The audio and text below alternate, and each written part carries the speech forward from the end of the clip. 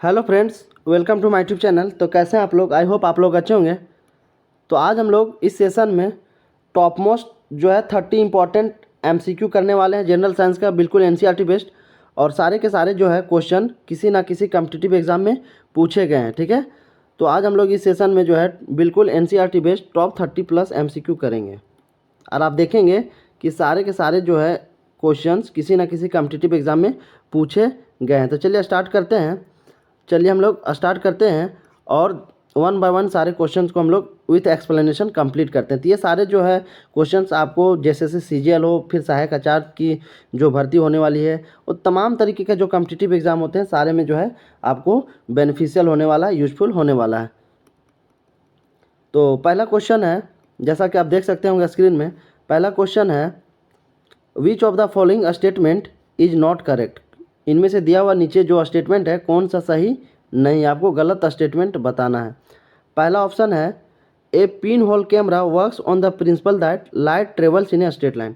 जैसा कि सभी को पता है, सभी को पता होना चाहिए कि जो लाइट होता है वो ट्रेवल करता है स्ट्रेट लाइन में इन फॉर्म ऑफ, ठीक है, याद रखिएगा, लाइट जो होता है ट्रेवल करता है स्ट्रेट लाइन में, ठीक है। तो पिन होल कैमरा जो होता है, पिन होल कैमरा उसका प्रिंसिपल, वर्किंग प्रिंसिपल जो होता है यही होता है, ट्रेवल लाइट जो होता है ट्रेवल्स इन स्ट्रेट लाइन। तो ये ऑप्शन जो है बिल्कुल सही है। A pin hole camera works on the principle that light travels in straight line. अगर आपसे कोई पूछे कि पिन होल कैमरा जो होता है उसका वर्किंग प्रिंसिपल क्या होता है, तो light travels in straight line, ये ऑप्शन बिल्कुल सही है। दूसरा ऑप्शन दिया हुआ light is A form of energy.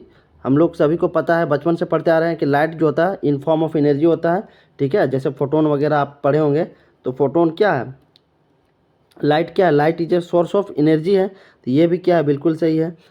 Third option है the image form by a pin hole camera is big in size as compare to the object. ये statement जो है गलत है। ऑप्शन सी क्या है, गलत है। पिन होल कैमरा जो होता है, ठीक है, पिन होल कैमरा जो होता है, पिन होल कैमरा के द्वारा खींचा हुआ जो इमेज होता है वो उसका साइज, उसका इमेज का जो साइज होता है बड़ा नहीं होता है, बल्कि क्या होता है, स्मॉल होता है as compare to real object. तो याद रखिएगा, ये यहाँ पे उल्टा दिया हुआ है। यहाँ पे क्या दिया हुआ है, बिग इन साइज, बल्कि बिग इन साइज नहीं होता है, क्या होता है, स्मॉल इन साइज होता है, स्मॉल इन साइज होता है। तो याद रखिएगा, पिन होल कैमरा जो होता है, pin hole camera is inverted and smaller in size as compare to original object. याद रखिएगा, पिन होल कैमरा जो होता है, पिन होल कैमरा के द्वारा बनाया हुआ जो इमेज होता है, फॉर्मेशन होता है, वो हमेशा क्या होता है, इन्वर्टेड होता है, यानी उल्टा होता है, इन्वर्टेड होता है और स्मॉलर होता है। बहुत इंपॉर्टेंट बात बता रहा हूँ, याद रखिएगा, है ना। क्वेश्चंस कहीं से भी बन सकता है। तो याद रखिएगा, पिन होल कैमरा जो होता है, पिन होल कैमरा के द्वारा बनाया इमेज जो होता है इन्वर्टेड होता है और स्मॉलर होता है। तो ऑप्शन सी जो है गलत है। Light can not pass through an opaque object. जी बिल्कुल, लाइट जो होता है ओपेक ऑब्जेक्ट के थ्रू जो है पास नहीं करता है। तो ये भी क्या सही, जैसे आप मटेरियल सुने होंगे, ठीक है, ऑब्जेक्ट जो होते हैं वो तीन तरह के होते हैं।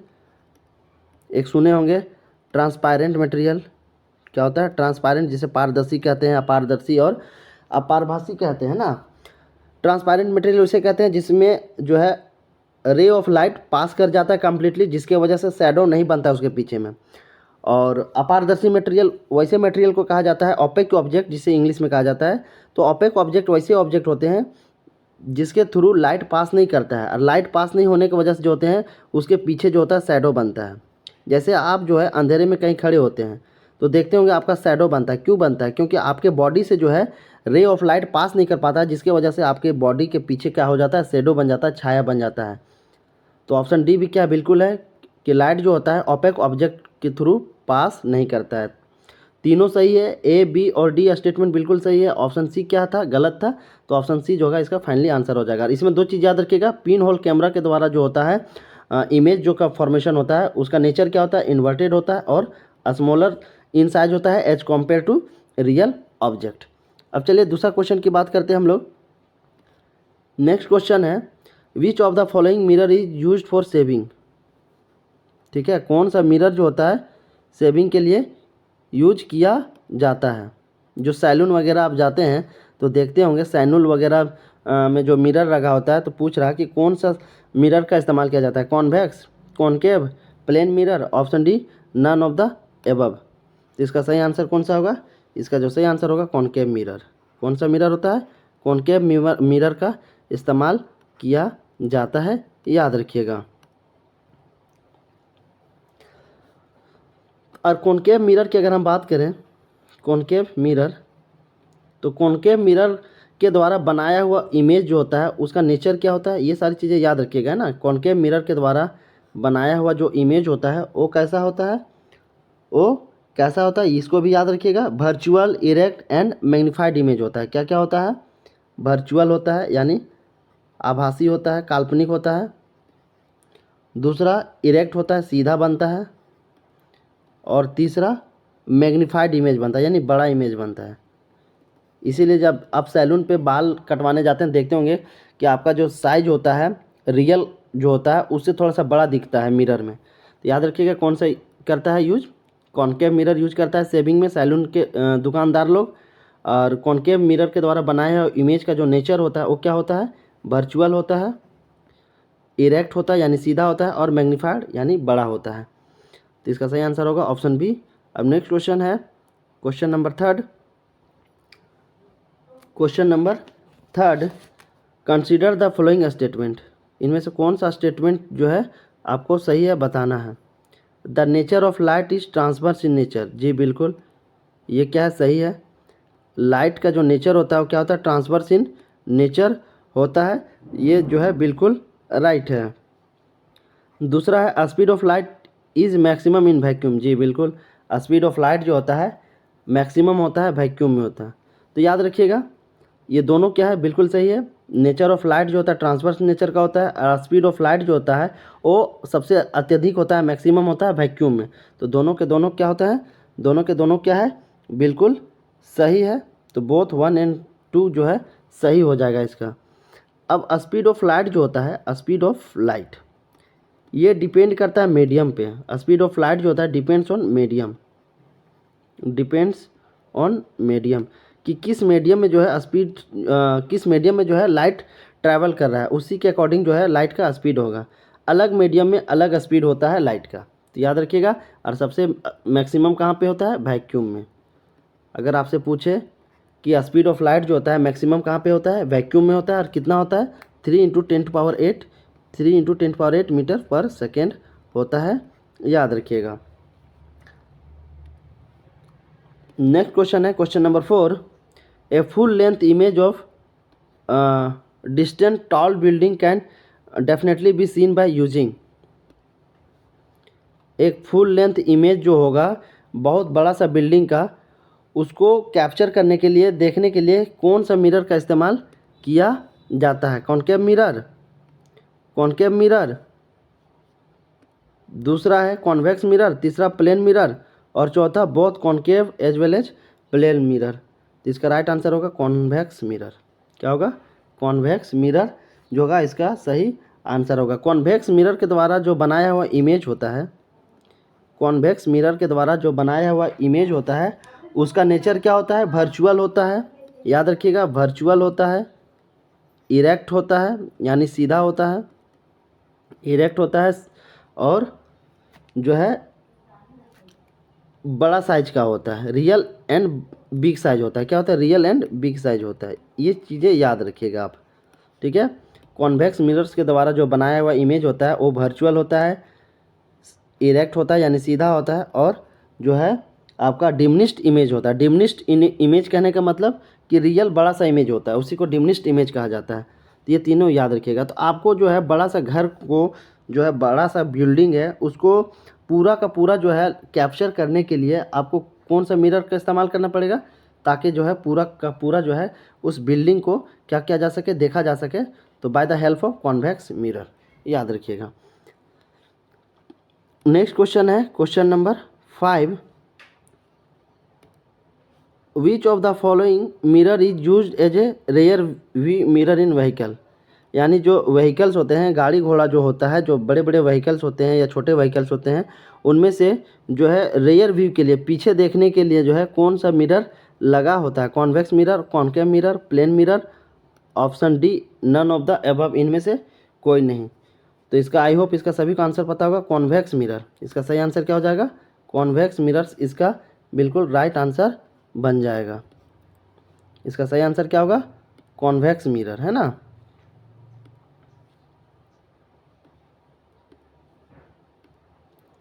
एक मिनट, ये काम नहीं कर रहा थोड़ा सही से। कॉन्वेक्स मिरर इसका सही आंसर हो जाएगा, है ना। कॉन्वेक्स मिरर याद रखिएगा। और अभी बताएं कॉन्वेक्स मिरर्स के द्वारा जो इमेज का फॉर्मेशन होता है वो कैसा होता है? इरेक्ट होता है यानी सीधा होता है, वर्चुअल होता है, और फुल साइज का डिमिनिश्ड इमेज होता है। फुल साइज डिमिनिश्ड इमेज होता है ना। फुल साइज डिमिनिश्ड इमेज होता है। ये सारी चीज़ों को याद रखिएगा। ये सारे जो है आप मैट्रिक क्लास 10th में ही पढ़े होंगे, जैसा कि आपको दिख रहा होगा। क्लास 10th का चैप्टर नंबर 10 का ये जो है क्वेश्चन है।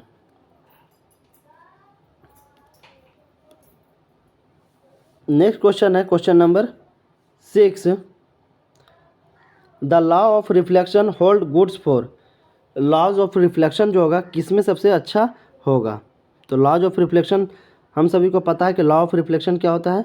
लॉ ऑफ रिफ्लेक्शन जो होता है क्या होता है, ये सभी को हम लोगों को पता है।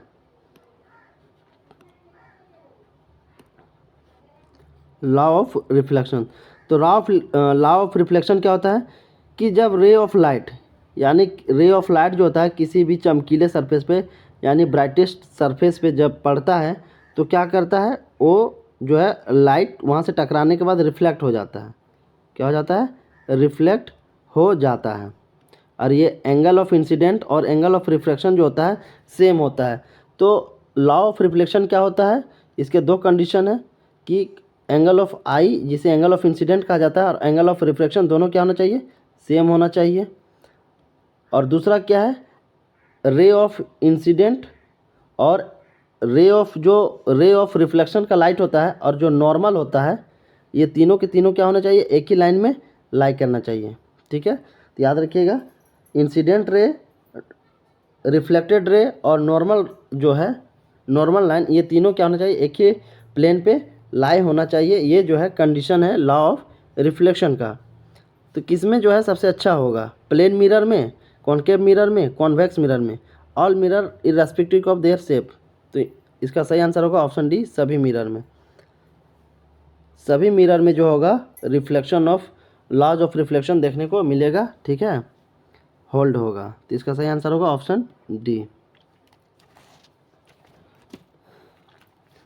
अब चलिए नेक्स्ट क्वेश्चन की बात करते हैं। क्वेश्चन नंबर 7 है ना। क्वेश्चन नंबर 7 क्या कहता है?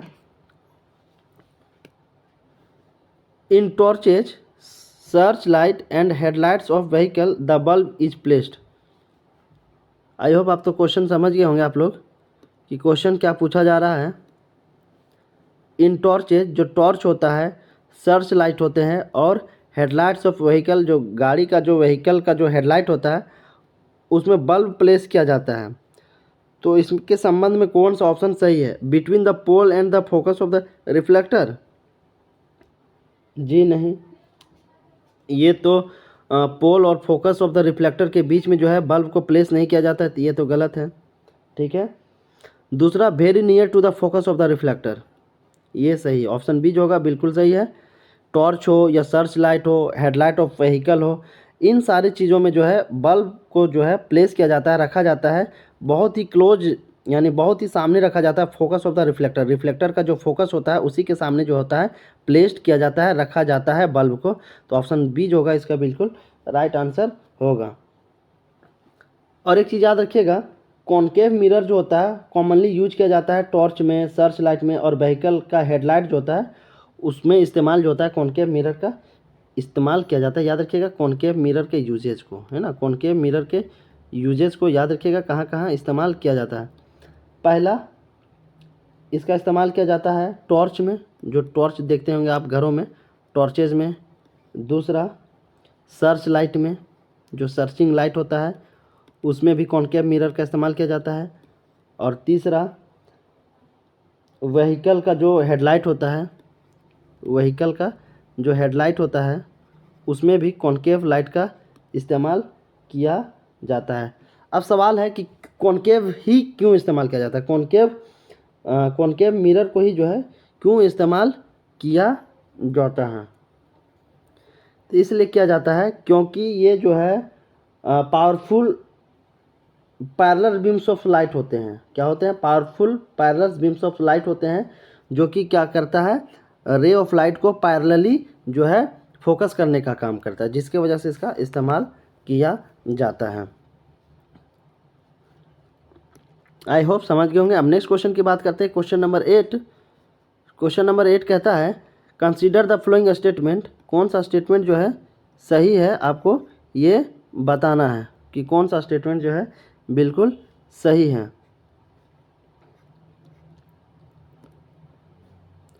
द स्पीड ऑफ लाइट, ये the speed of light is higher in a rare medium than in denser medium. Speed of light जो होगा ज़्यादा होगा rare medium as compare to denser medium. जी बिल्कुल, ये तो स्टेटमेंट बिल्कुल सही है, ये स्टेटमेंट जो है बिल्कुल सही है। When a ray of light travel from air to water it speed up. जब रे ऑफ लाइट जो होगा ट्रैवल करेगा एयर से वाटर में तो इसका स्पीड बढ़ेगा? जी नहीं, घटेगा। इसका स्पीड क्या होगा? घटेगा। जैसा कि अभी आप लोगों को हम बताएं कि स्पीड ऑफ लाइट जो होता है, स्पीड ऑफ लाइट जो होता है वो डिपेंड करता है मीडियम पे। किस पे डिपेंड करता है? मीडियम पे डिपेंड करता है। अलग अलग मीडियम होगा तो अलग अलग मीडियम पे लाइट का जो स्पीड होगा अलग होगा, ठीक है। लेकिन स्पीड ऑफ लाइट जो होगा ज़्यादा होगा रेयर मीडियम में। स्पीड का लाइट क्या होगा? रेयर मीडियम में ज़्यादा होगा as compare to denser medium. तो मीडियम जो होते हैं दो तरह के होते हैं, याद रखिएगा। मीडियम क्या क्या होते हैं? एक रेयर मीडियम होता है। क्या होता है? एक रेयर मीडियम, और दूसरा होता है denser medium. Denser medium, denser medium, denser medium. Denser से ही पता चला, डेंस का मतलब क्या होता है? घना। डेंस का मतलब क्या होता है? घना। तो आप एक बात बताइए कि जब आप मोटरसाइकिल चलाते हैं तो जहाँ पे ज़्यादा घना होता है, जहाँ पे ज़्यादा ट्रैफिक होता है, जहाँ भीड़ भाड़ ज़्यादा होता है, तो वहाँ पे आप मोटरसाइकिल तेज़ चलाते हैं, फास्ट चलाते हैं या फिर स्लो चलाते हैं? तो आपका जवाब होगा कि स्लो चलाते हैं, क्योंकि भीड़ भाड़ वाला जगह है तो वहाँ पे स्लो गाड़ी चलता है।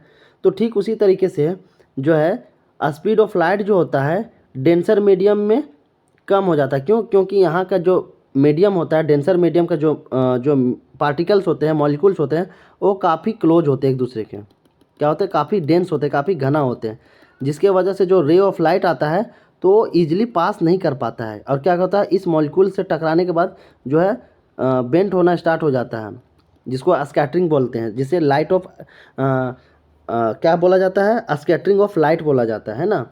तो डेंस मीडियम में जो होता है रे ऑफ लाइट इजीली पास नहीं कर पाता है, जिसके वजह से स्पीड ऑफ लाइट जो होता है डेंसर मीडियम में थोड़ा कम होता है। रेयर मीडियम का होता है खुलापन, जैसे खुला स्पेस जिसको हम समझ सकते हैं, ठीक है। खुला स्पेस, अब खुला जगह मिलता है तो मोटरसाइकिल तेज़ी से चलाते हैं। तो यही कॉन्सेप्ट से याद रखिएगा कि रेयर मीडियम में जो होता है स्पीड का लाइट अधिक होता है as compare to denser medium, क्योंकि डेंसर मीडियम में जो होता है मॉलिक्यूल्स काफ़ी जो होते हैं पास होते हैं, घना होता है, जिसकी वजह से स्पीड ऑफ लाइट थोड़ा कम हो जाता है। जैसे कि मोटरसाइकिल आप जो है अधिक ट्रैफिक वाले जगह पे, अधिक भीड़ भाड़ वाले जगह पे जो है स्लो गाड़ी चलाते हैं, ठीक है।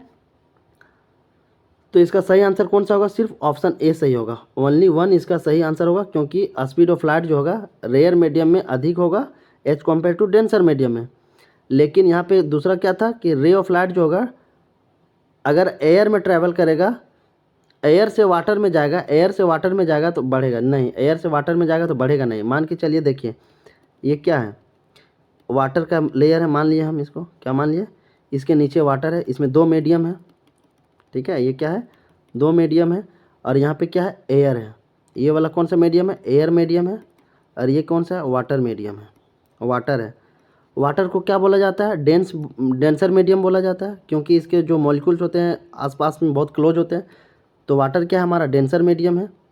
और एयर क्या है? एयर हमारा रेयर मीडियम है। एयर क्या हमारा? रेयर मीडियम है। रेयर मीडियम कहने का मतलब एयर के जो मॉलिक्यूल्स होता है थोड़ा दूर दूर में होता है, स्पेस ज़्यादा होता है।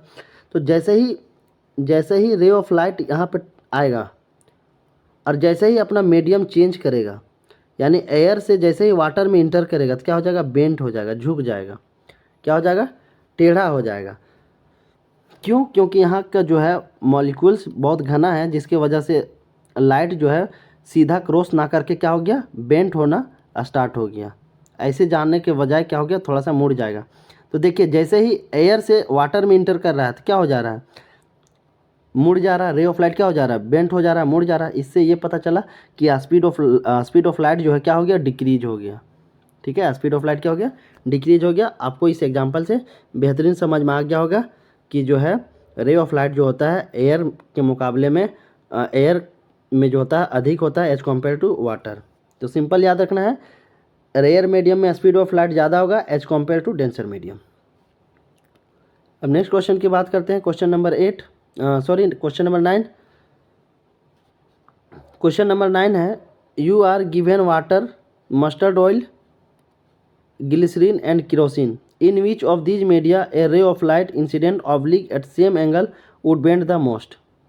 ठीक है, क्वेश्चन क्या है कि आपको जो है वाटर दिया गया है, मस्टर्ड ऑयल सरसों का तेल दिया गया है, ग्लिसरीन दिया गया है और केरोसिन ऑयल दिया गया है, और आपको बताना है कि किस मीडियम में रे ऑफ लाइट जो होगा, ray of light incident obliquely at same angle would bend the most, किस में ज़्यादा बेंड करेगा।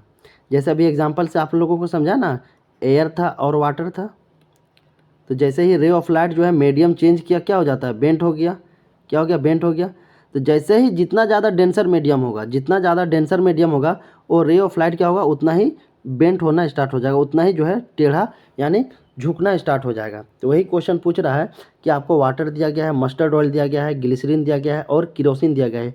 टोटल जो है 4 मीडियम आपको दिया गया है। अब बताना है कि चारों मीडियम में जब रे ऑफ लाइट पास करेगा, जब प्रकाश की किरण पास करेगा, तो किस में सबसे ज़्यादा जो है रे ऑफ लाइट बेंड करेगा, मुड़ेगा। तो इसका सिंपल सा आंसर आप लोग बता सकते हैं। अगर आपको जो है आप लोगों को अगर रिफ्रैक्टिव इंडेक्स पता होगा सारे मीडियम का, तो आप बिल्कुल बता सकते हैं। तो वाटर का रिफ्रैक्टिव इंडेक्स कितना होता है, वाटर का जो रिफ्रैक्टिव इंडेक्स होता है 1.33 होता है। याद रखिएगा, यहाँ पे लिख देते हैं, वाटर का जो रिफ्रैक्टिव इंडेक्स होता है 1.33 होता है। ठीक है, अगर वहीं पे हम मस्टर्ड ऑयल की बात करें, अगर हम बात करें तो मस्टर्ड ऑयल की रिफ्रैक्टिव इंडेक्स जो होता है 1.46 होता है। वाटर हो गया, मस्टर्ड ऑयल हो गया। केरोसिन की अगर हम बात करें तो केरोसिन की कितनी जो होती है रिफ्रैक्टिव इंडेक्स केरोसिन ऑयल की, तो इसकी जो होती है 1.44 होता है, 1.44 होता है।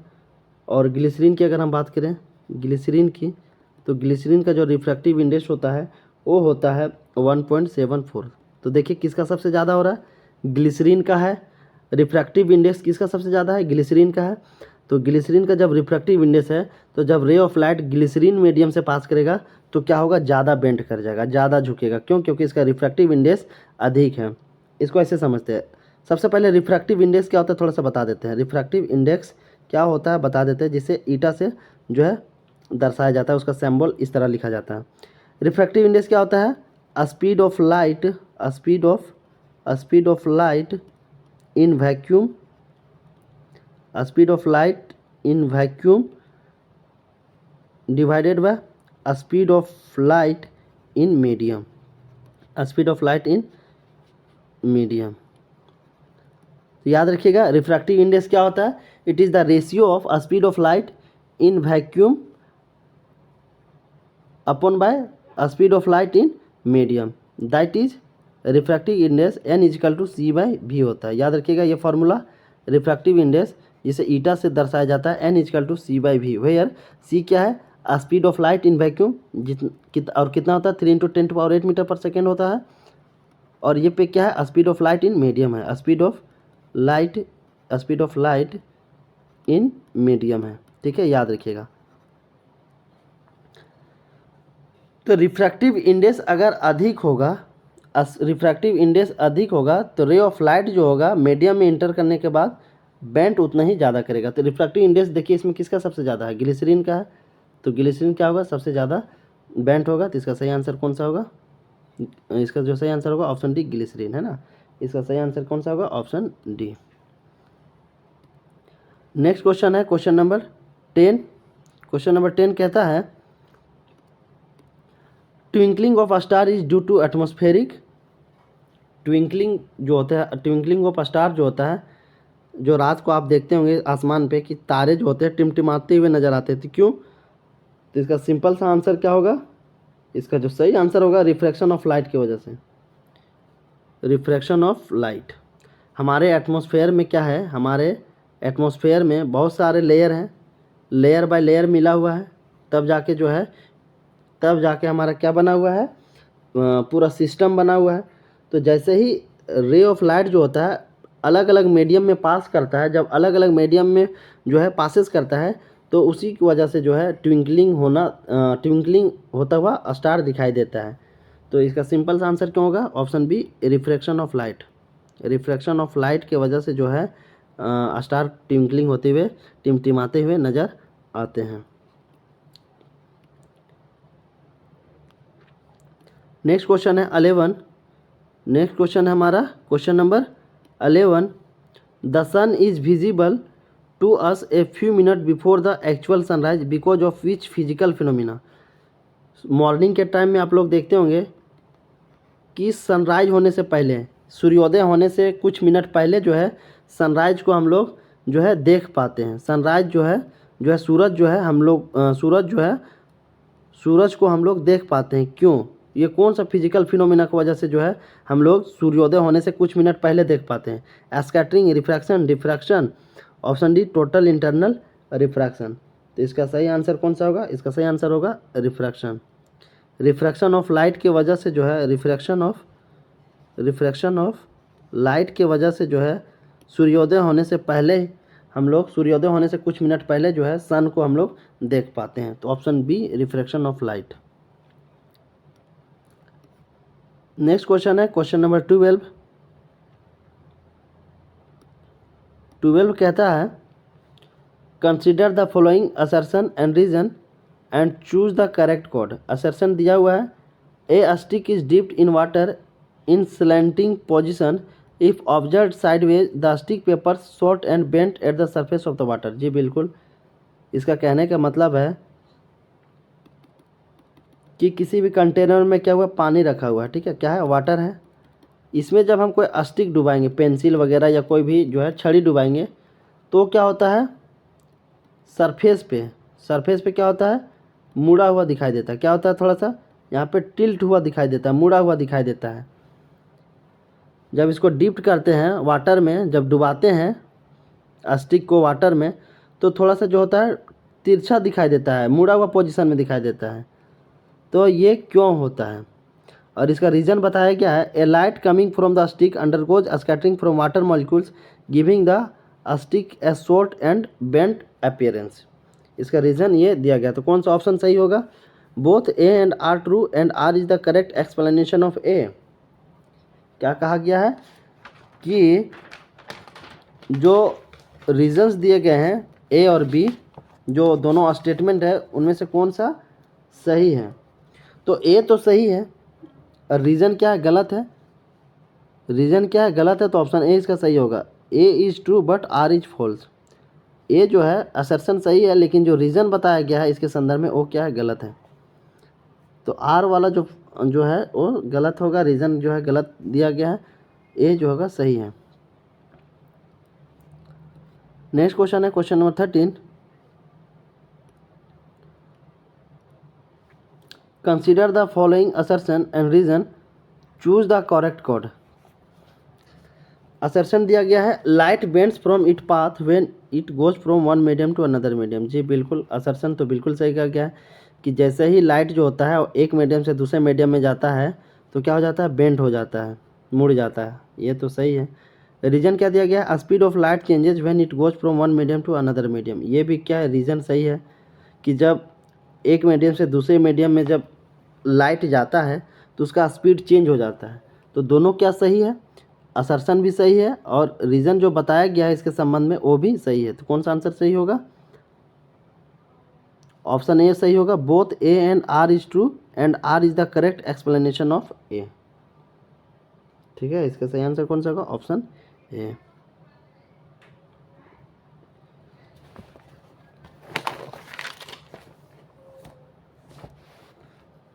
नेक्स्ट क्वेश्चन है क्वेश्चन नंबर 14। नेक्स्ट क्वेश्चन क्या है हमारा? Question number 14, which of the following is based on the phenomenon of total internal reflection. इनमें से कौन सा फिनोमिना जो है टोटल इंटरनल रिफ्लेक्शन के वजह से होता है? Mirage, endoscope, twinkling of star, option D both and B. तो इसका सही आंसर होगा option D both and B. Mirage का जो फॉर्मेशन होता है, मिराज का जो फॉर्मेशन होता है और इंडोस्कोप जो है, ये सारे फिनोमिना जो है टोटल इंटरनल रिफ्लेक्शन यानी TIR, जिसे शॉर्ट फॉर्म में कहा जाता है, टोटल इंटरनल रिफ्लेक्शन के वजह से जो है ये फॉर्मेशन देखने को मिलता है। और मिराज जो होता है ये कहाँ पे होता है? डिजर्ट वाले एरियाज़ में देखने को मिलता है। क्या होता है? डिजर्ट वाले एरिया में देखने को मिलता है। तो ये भी क्वेश्चन कभी कभी पूछा जाता है, मिराज का फॉर्मेशन कहाँ पे होता है? तो ये जो होता है डेजर्ट वाले जो एरियाज़ होते हैं उसी में होता है। और एक होता है कहाँ पे देखने को मिलता है मिराज? जो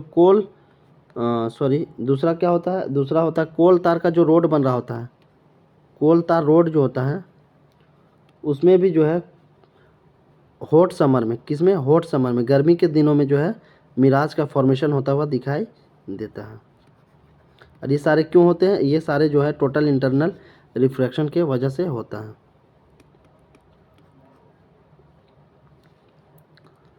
नेक्स्ट क्वेश्चन है 15 क्या कहता है? Optical fibre works on the principle of refraction, scattering, total internal reflection, none of these. इनमें से कौन सा सही आंसर होगा? तो इसका सही आंसर होगा total internal reflection. Optical fibre जो होता है टोटल इंटरनल रिफ्लेक्शन के प्रिंसिपल पर वर्क करता है। नेक्स्ट क्वेश्चन है 16,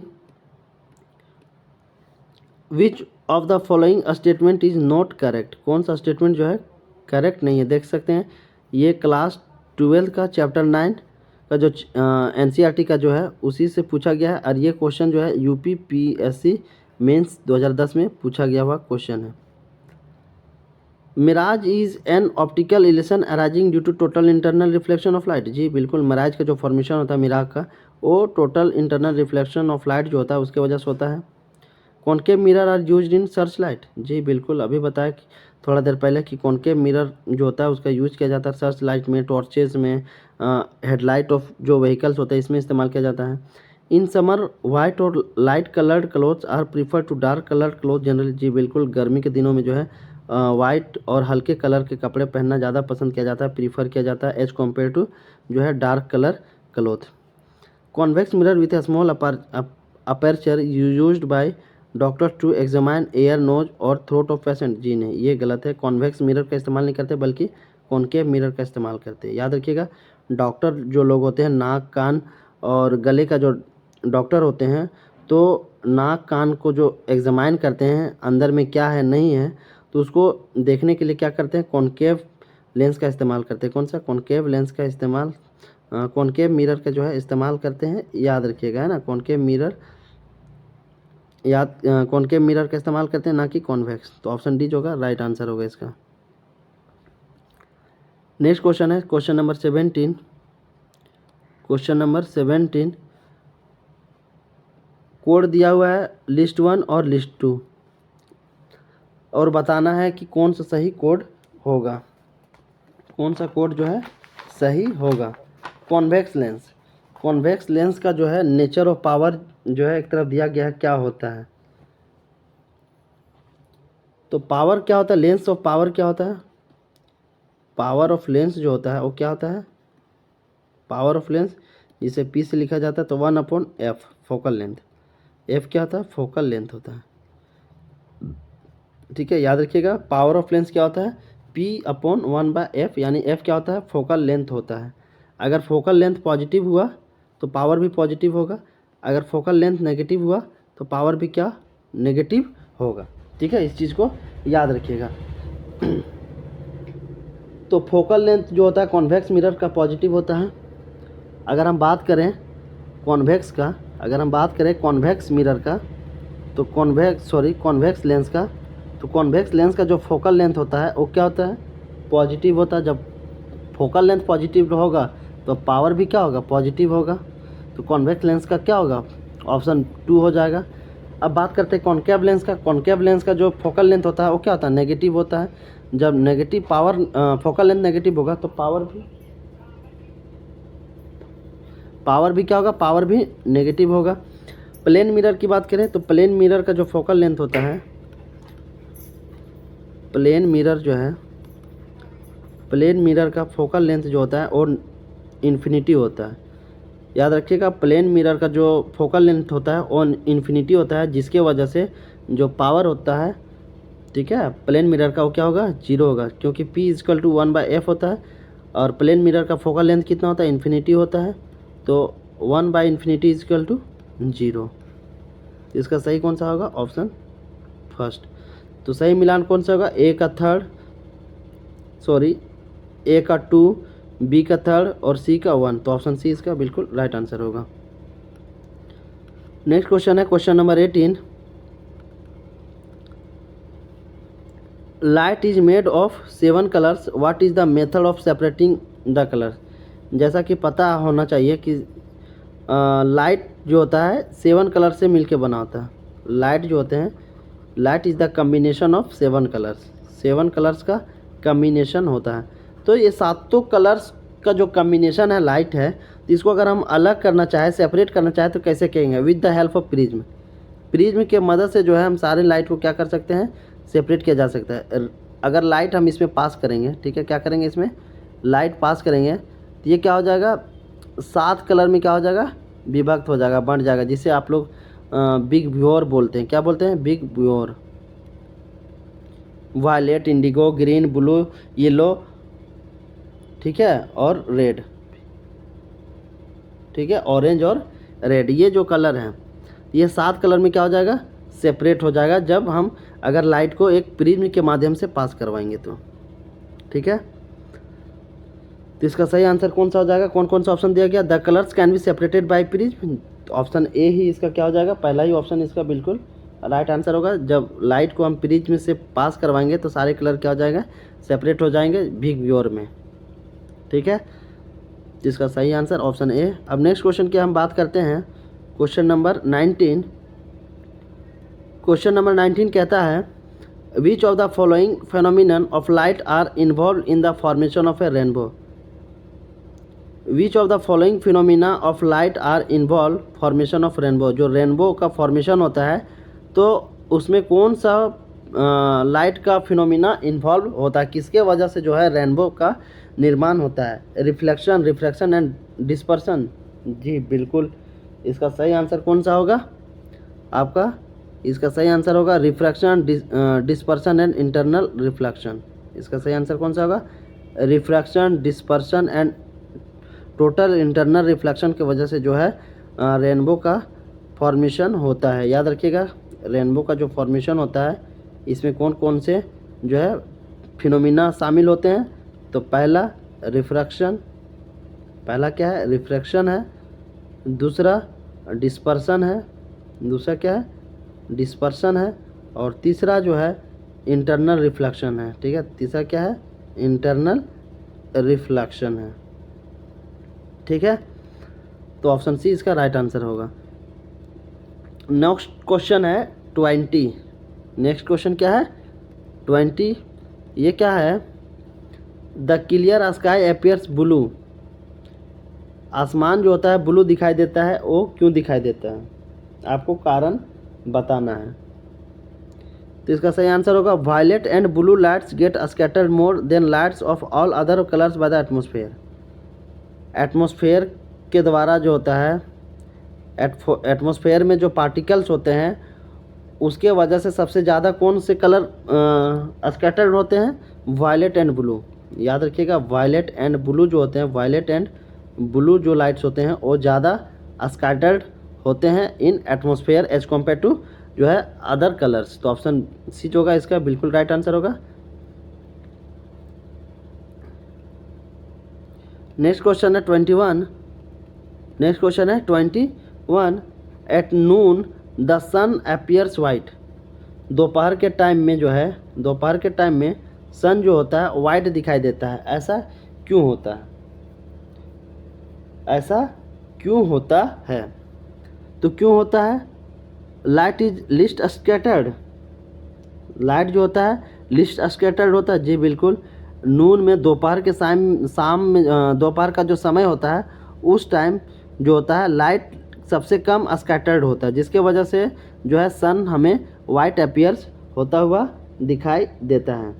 तो एक बात याद रखिएगा, लाइट ऑफ का जो स्कैटरिंग होता है, ठीक है, स्कैटरिंग ऑफ लाइट जो होता है वो डिपेंड करता है डिस्टेंस पे। याद रखिएगा, स्कैटरिंग जो होता है, स्कैटरिंग ऑफ लाइट जो होता है, scattering of light, scattering of light जो होता है डिपेंड्स करता है, डिपेंड्स अपॉन द डिस्टेंस।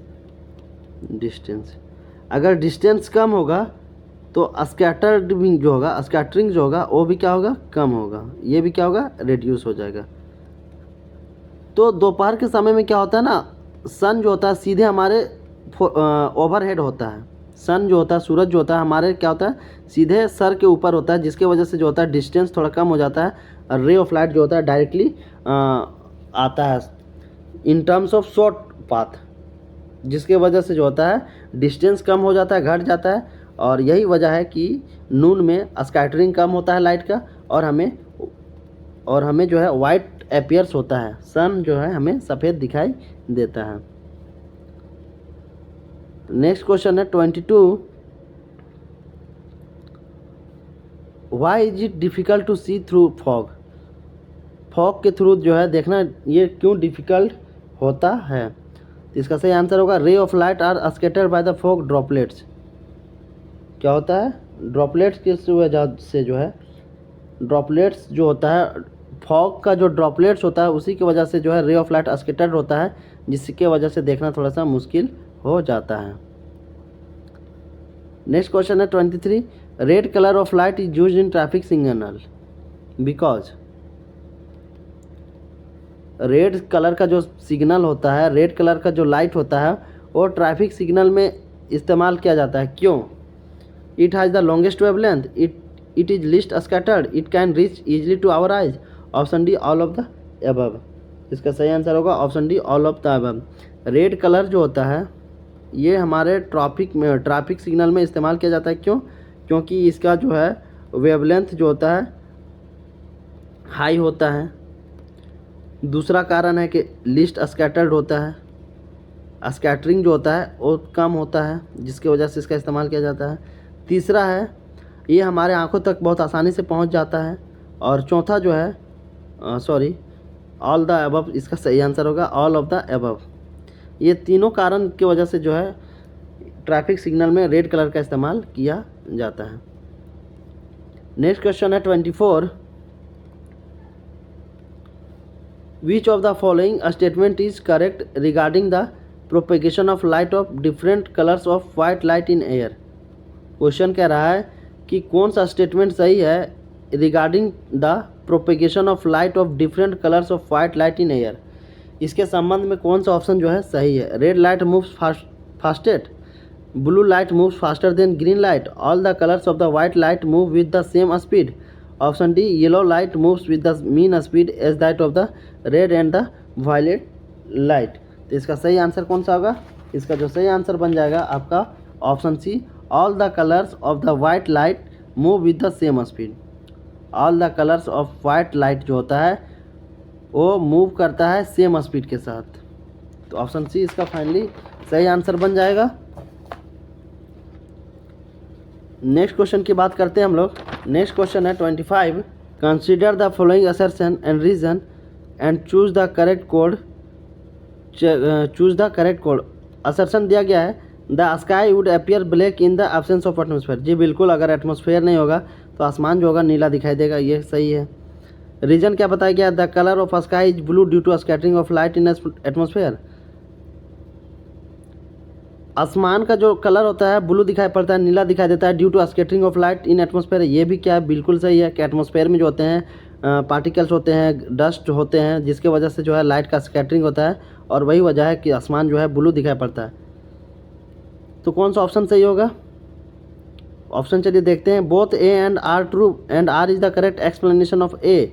नहीं, असर्शन तो सही है, रीज़न भी सही है, लेकिन जो बताया गया है कि रीज़न जो है असर्शन का जो एक्सप्लेनेशन जो है इसके संबंध में सही बताया गया है? जी नहीं, एक्सप्लेनेशन तो गलत है।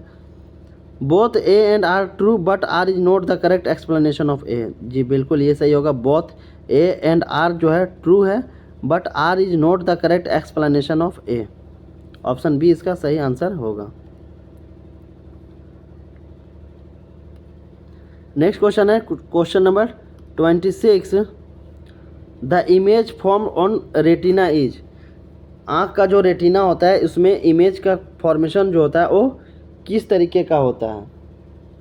तो इसका सही आंसर होगा smaller than object but inverted. कैसा होता है? छोटा बनता है और इन्वर्टेड बनता है, उल्टा एंड छोटा। रेटिना पे जो इमेज बनता है वो कैसा बनता है? इन्वर्टेड बनता है और smaller than real object, smaller बनता है, छोटा बनता है, छोटा और उल्टा बनता है। तो ऑप्शन सी इसका राइट आंसर होगा। नेक्स्ट क्वेश्चन है 27 क्या कहता है? The list distance of distinct vision is. कितना होना चाहिए? 25 सेंटीमीटर। इसका तो सभी को आंसर पता होगा, कितना होना चाहिए?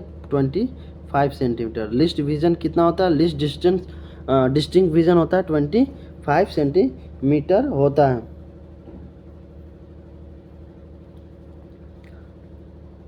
नेक्स्ट क्वेश्चन है 28। विच of the following defect can be remove by using convex lens. Convex lens से कौन से डिफेक्ट को दूर किया जा सकता है? Myopia, hypermetropia, cataract, none of these. इसका सही आंसर होगा मायोपिया। इसका सही आंसर क्या होगा? इसका सही आंसर होगा हाइपरमेट्रोपिया। इसका सही आंसर क्या होगा? हाइपरमेट्रोपिया इसका सही आंसर हो जाएगा। हाइपरमेट्रोपिया क्या होता है? हाइपरमेट्रोपिया जिसे जो है दूर दृष्टि दोष बोला जाता है। क्या बोला जाता है? दूर दृष्टि दोष बोला जाता है। यानी दूर की वस्तुएं जो है दिखाई देती है लेकिन सामने की वस्तुएं नहीं दिखाई देती है साफ साफ, उसी को जो है हाइपरमेट्रोपिया कहा जाता है। और इसको जो है कौन सा लेंस से ठीक किया जाता है? तो कॉन्वेक्स लेंस। तो याद रखिएगा, कॉन्वेक्स लेंस से जो है हाइपरमेट्रोपिया को ठीक किया जाता है।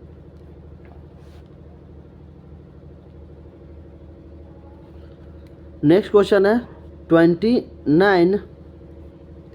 Myopia can be corrected by using. Myopia जो है किससे ठीक किया जा सकता है?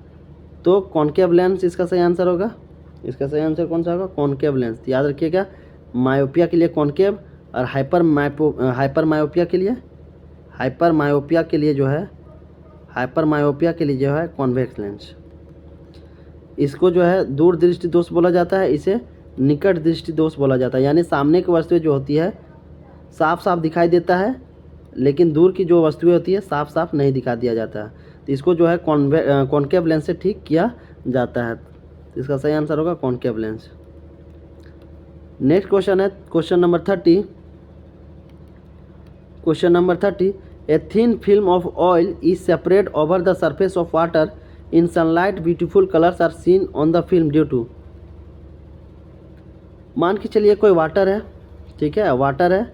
अब क्वेश्चन बोल रहा है कि इसके वाटर का जो सरफेस है उसमें अगर हम पतला थीन फिल्म बना दें ऑयल का, ठीक है, जो ऑयल अगर हम डालते हैं तो देखते होंगे ऑयल जो होता है वाटर के सरफेस पे क्या होता है? तैरने लगता है।